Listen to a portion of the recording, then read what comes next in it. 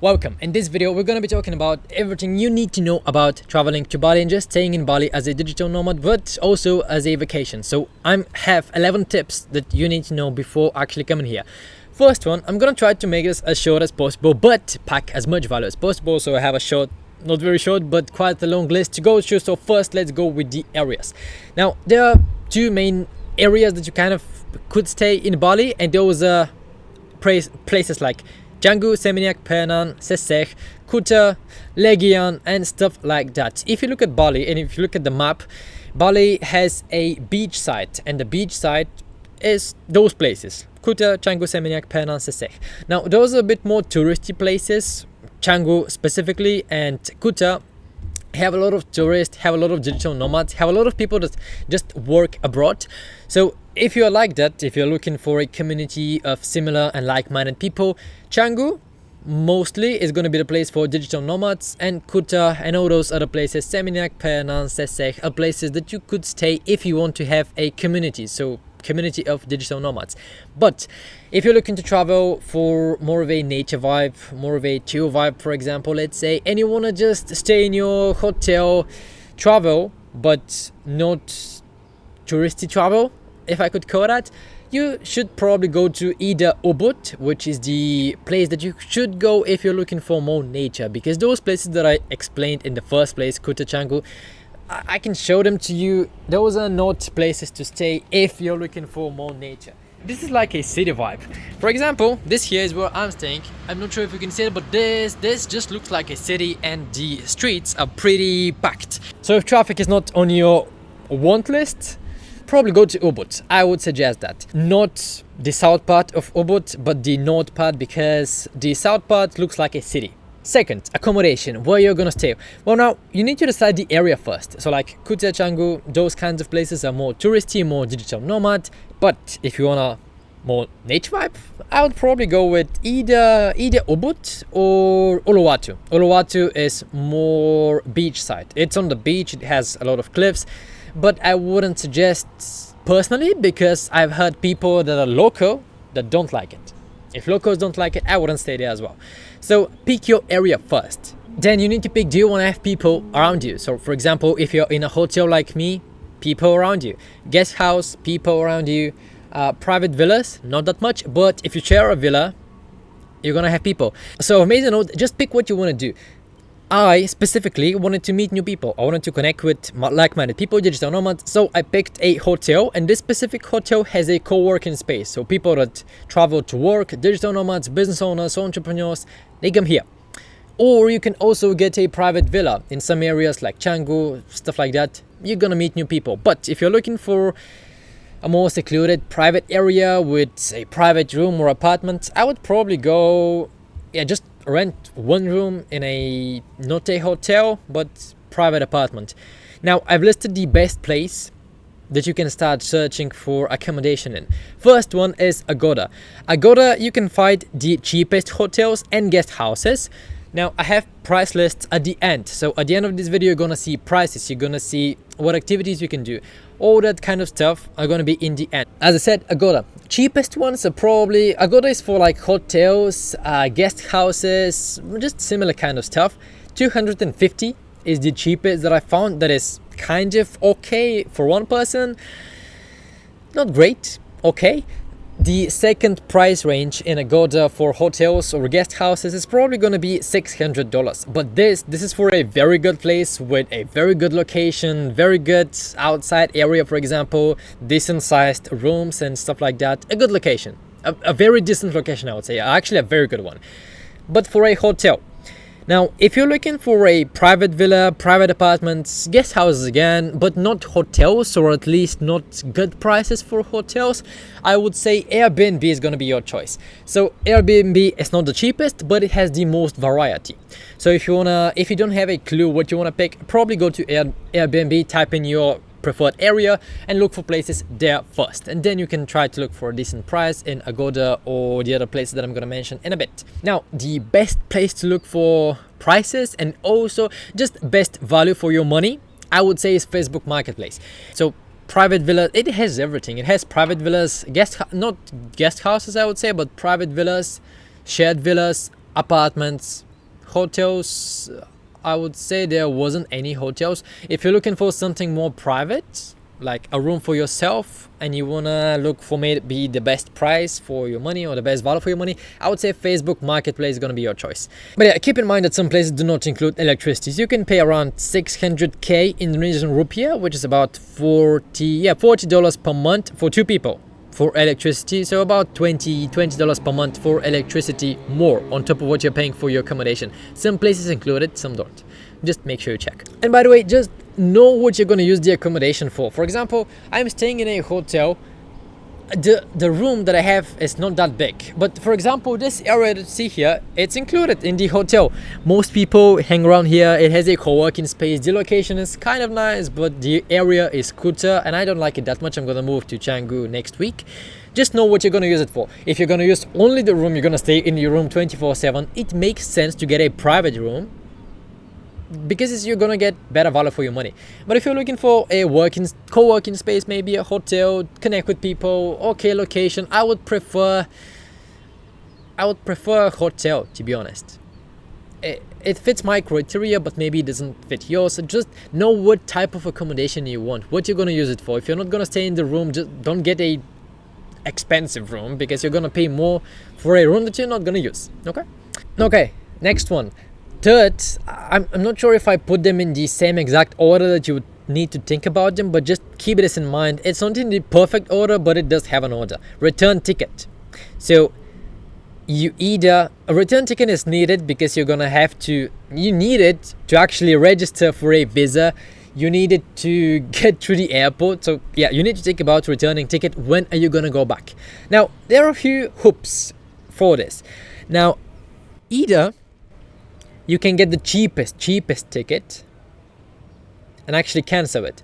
So how to explain it? Most visas here, visa on arrival, B211A visa, all kinds of visas that you need to actually stay in Bali, you need a return ticket to show, to actually register and apply for those visas. Now, if you want to stay for 2 months and you get a visa on arrival which is 30 days and you can extend it for another 30 days, the return ticket that you need to have, it needs to be booked for the 25th day, for example. It needs to be booked before your visa expires. So if you have a visa on arrival for 30 days, you need to have a return ticket that is on the 25th day. But if you need to extend, so if you want to extend it and stay for 2 months, it doesn't make sense to buy a ticket for the 25th and fly with the ticket, because you're going to extend. So I give you a few options. You can either buy the cheapest possible ticket that is outside of Indonesia and then you cancel it.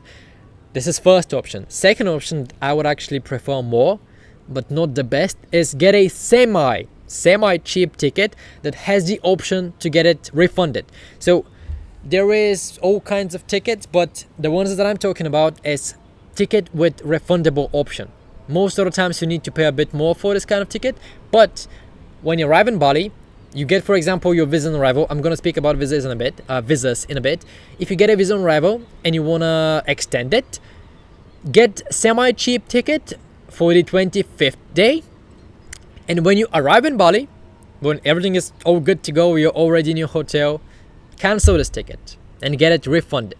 However, I wouldn't recommend it because some places have weird policies. Maybe you're not going to get it refunded. So you can try. I did that, but I'm still waiting for my refund to come through. So I don't know.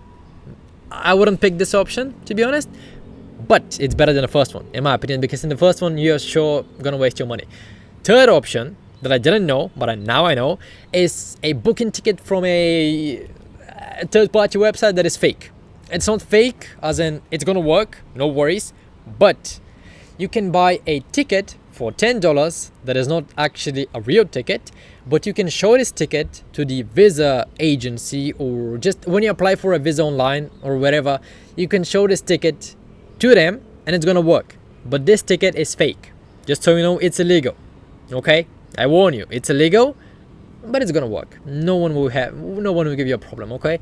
You can go to this website. I'm gonna show it on my screen, maybe not, but in the description of this video, you're gonna have a document, Google document, with all of the notes that I have for this video. So just so you know, you're gonna have it in the description.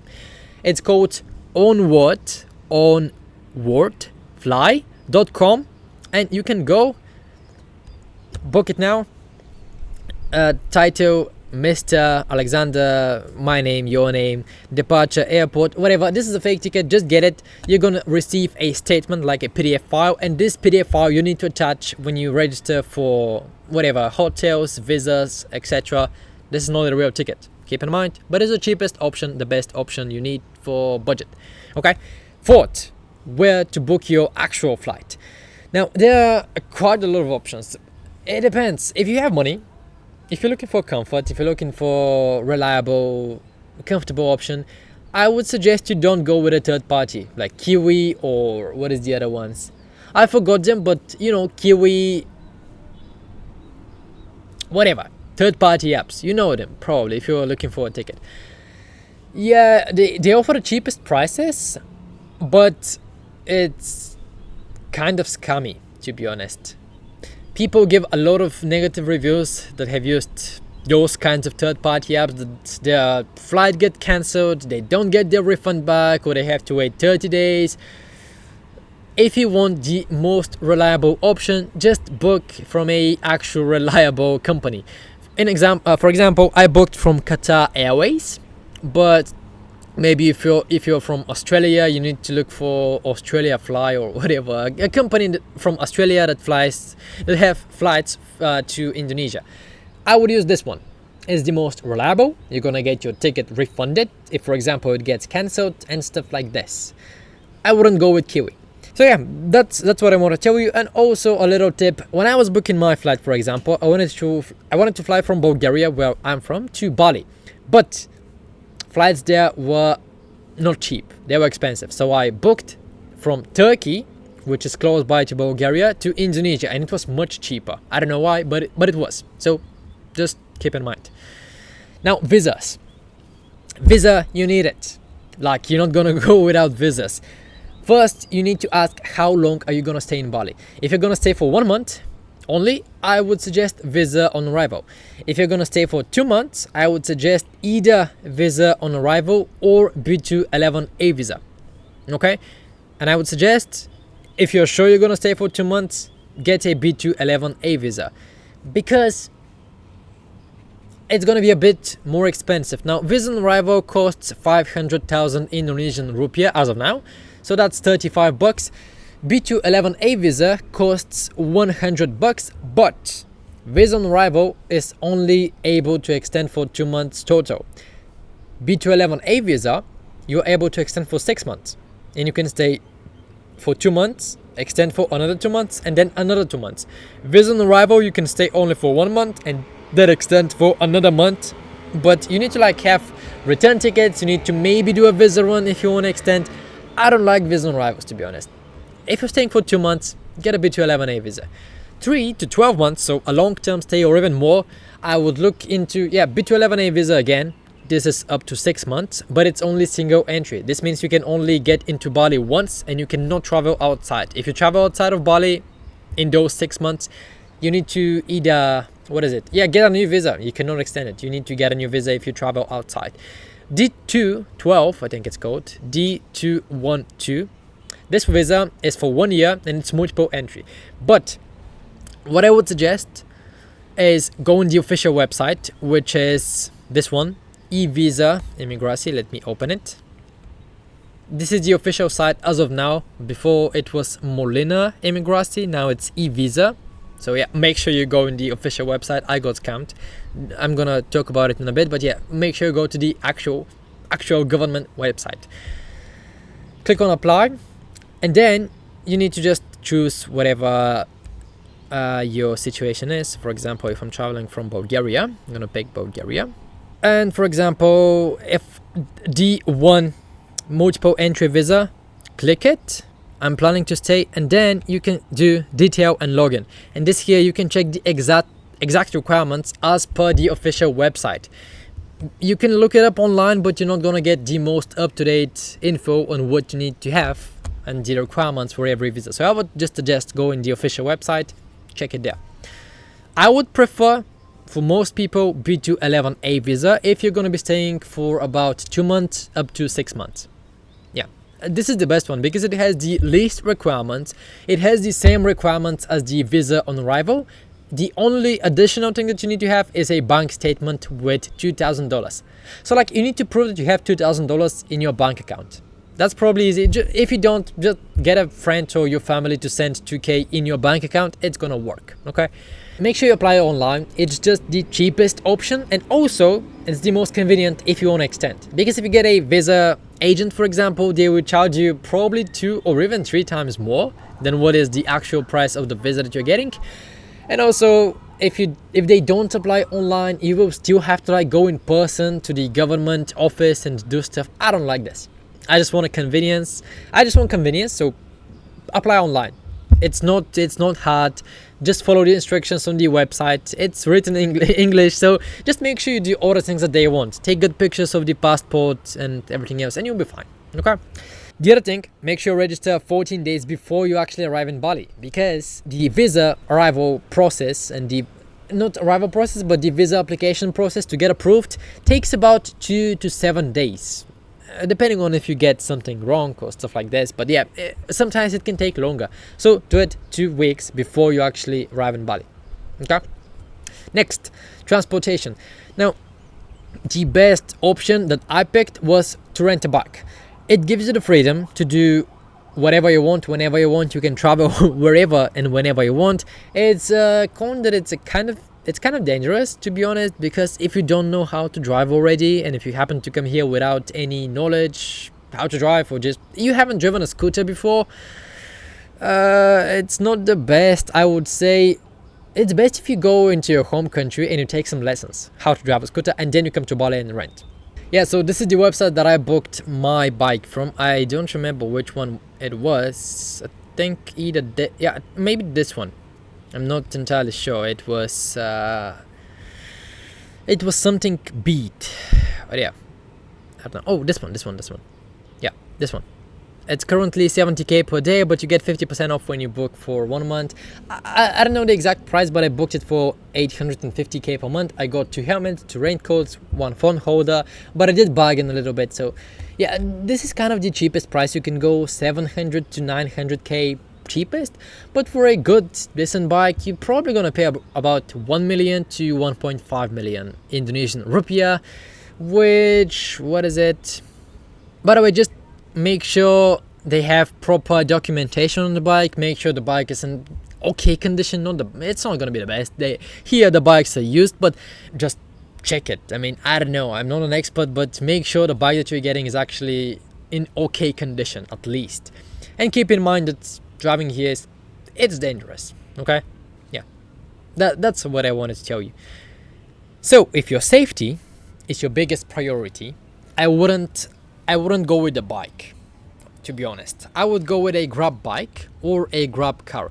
Now, Grab is the app that here people use for taking orders, deliveries, getting pickups, like you get a bike to pick you up. This is the cheapest option, and cheapest if you're only traveling once, maybe 2 days, not very far away. It's not the cheapest. Probably renting a bike is the cheapest, but it's cheap, it's easy to get, they pick you up fast, they know how to drive. So in the beginning, I would recommend to get Grabs, so you just kind of get the feel of how people drive here. But after that, I would rent a bike, to be honest. I wouldn't get Grabs everywhere I go. It's not gonna be the best option for freedom.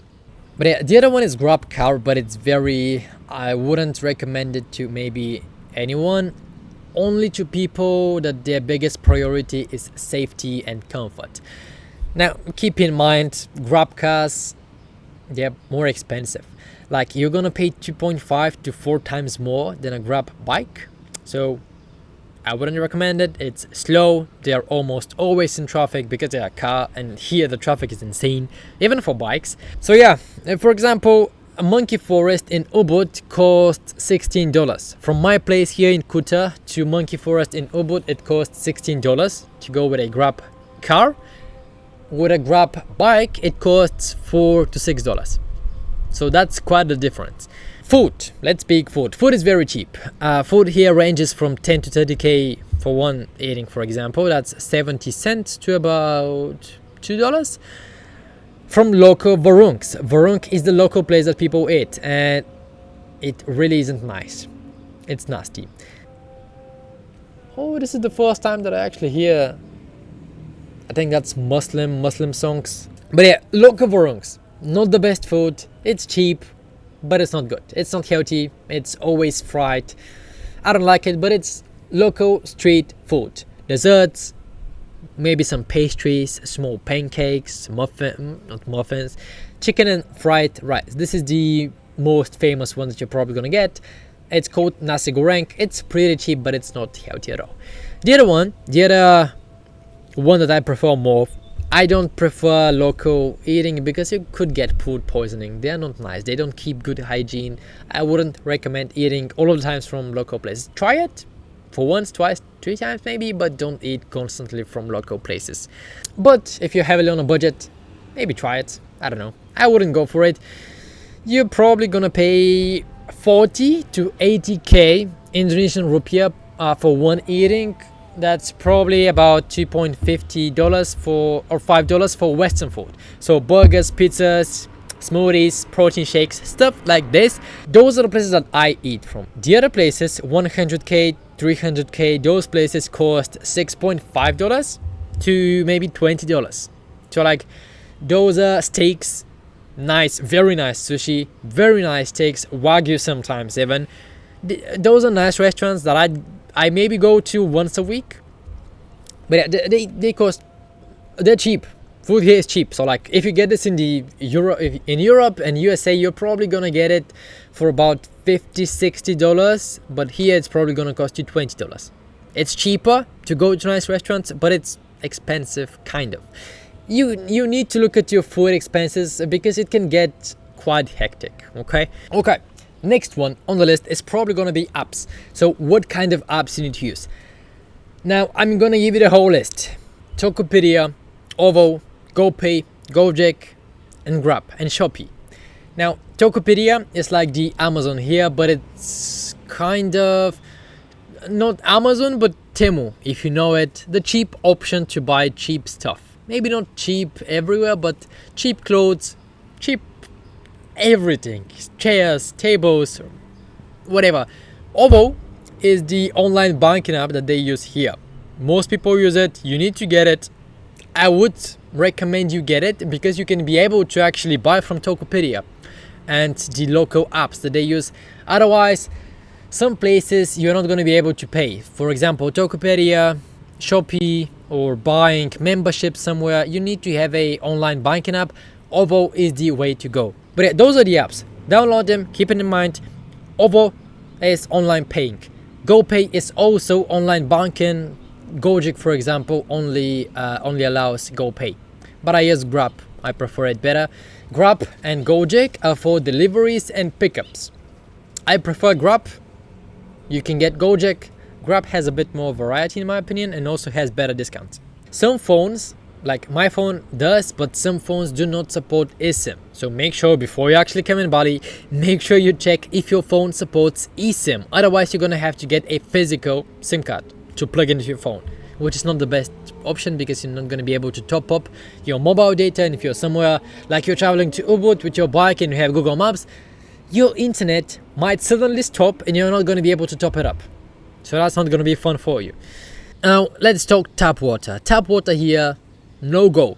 Don't drink tap water. Don't brush your teeth with tap water if you have contact lenses. Also, don't use tap water for it. Only stick to filtered water.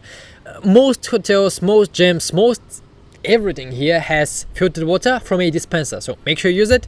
Don't use tap water. You're gonna get diarrhea, vomiting, Bali belly as a whole. You can Google it up. Not fun. I'm telling you, not fun.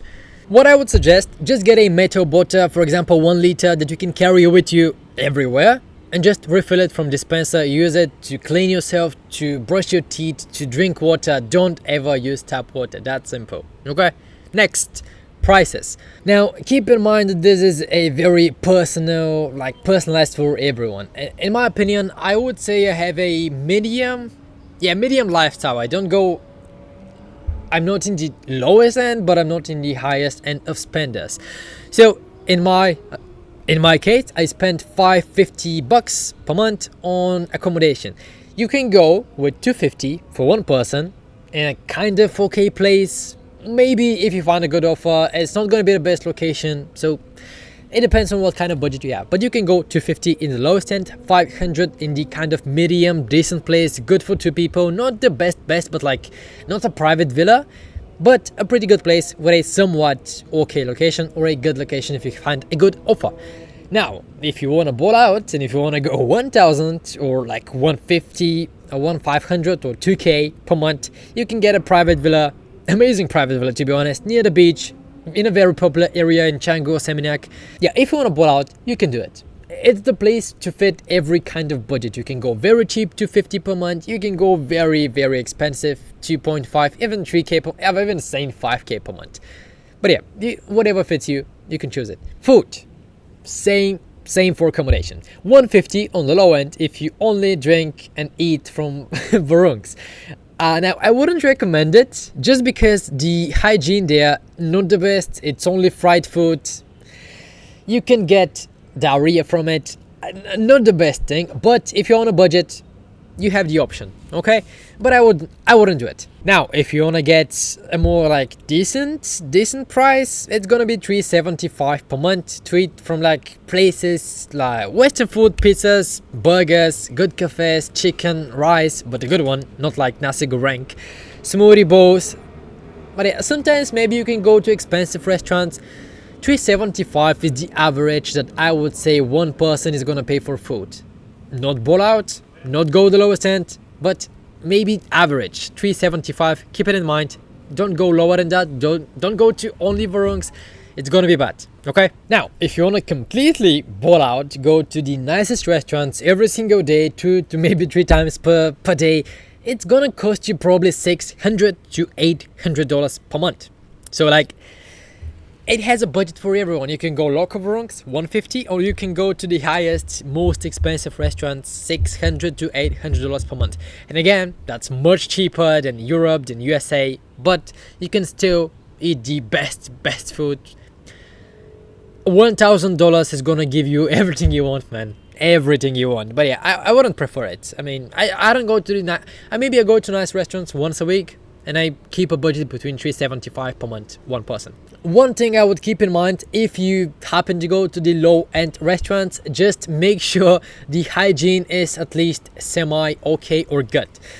Because you could risk food poisoning, not gonna be nice, you're gonna be vomiting, you're gonna have diarrhea, you're gonna just ruin your stay here. So just make sure that at least the hygiene there is somewhat okay to good. What up, Nick? How are you? Doing good. What about you? Haven't seen you in quite a bit. Are you in a video call? No, not video call, but recording a video. Okay. Yeah, how's the setup? Oh, cool. Next on the list is probably going to be transportation. Now, it depends. If you want to get Grabs and you don't want to rent a bike here, which I would prefer you do, I did, it's going to cost you about minimum $20 to get Grab bikes everywhere you go. Maybe if you get some discounts on the apps and stuff like this, and maybe if you don't go out every single day, probably $20 a month minimum. Now, I would prefer, and that's what I did, I rented a bike. It just gives you freedom, it gives you more flexibility, it doesn't cost that much. I paid about, $70 a month, and also about $10 a month for fuel. Not expensive, much better in my opinion. Just rent a bike. The other one, laundry. Now, laundry here is very, very cheap. You're probably gonna pay $20 a month. Not max, but I paid $20 a month for 2 people, and we were using again different kind of clothes every single day. So $20 a month. Just keep it in mind as a expense. The other expense that you're probably gonna have is electricity if it's not included in your accommodation. So for example, in my opinion, in my hotel, it's not included.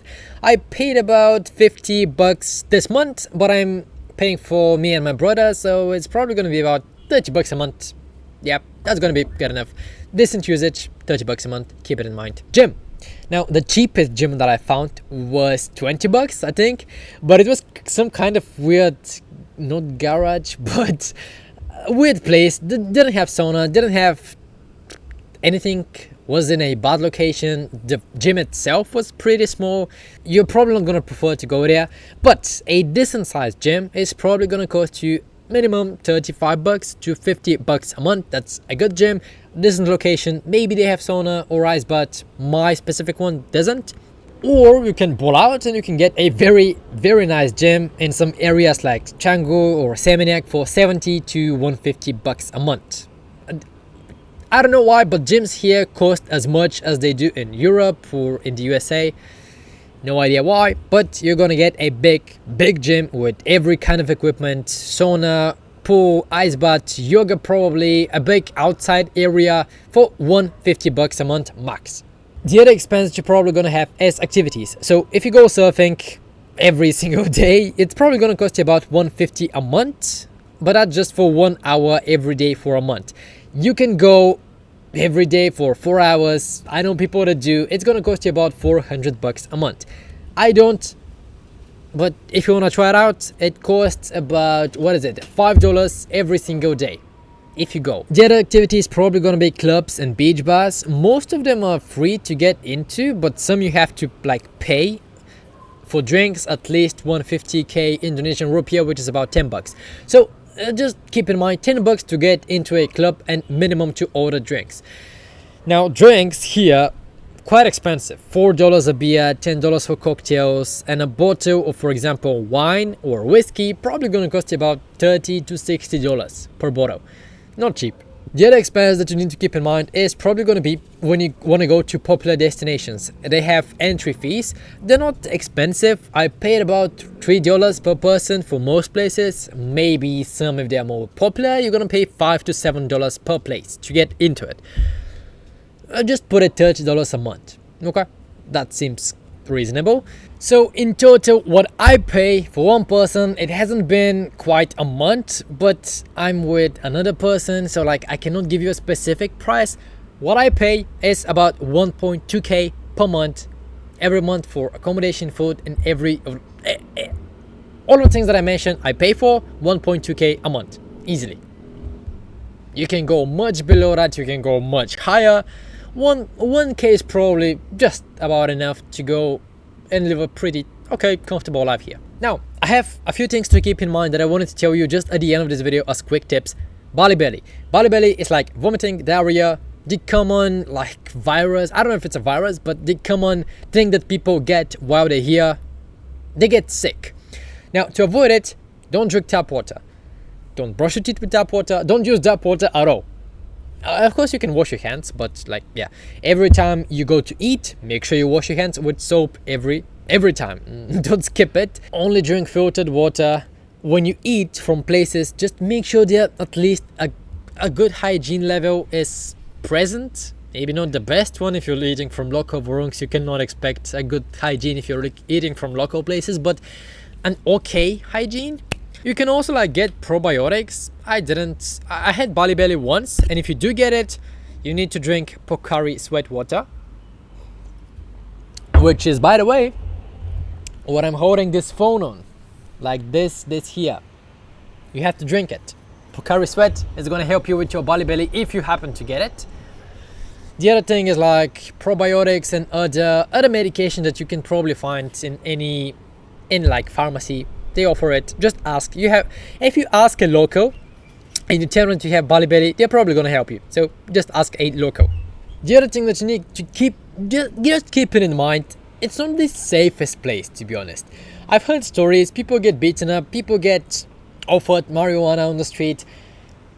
It depends on, of course, what kind of area you go to, but there was a guy that got beaten up at 4 a.m. when he went to a Circle K. Circle K is like the popular market that people go to after a nightclub. He was drunk. Local people asked him to buy beer for them. He didn't. He got kicked in the back, and yeah, the story just goes from there. But yeah, not the safest place. Just keep it in mind. Locals are very nice. I would say those are the nicest people that I've met, but just keep in mind, not all locals are gonna be nice. The other thing, people do steal. So people even try to scam you.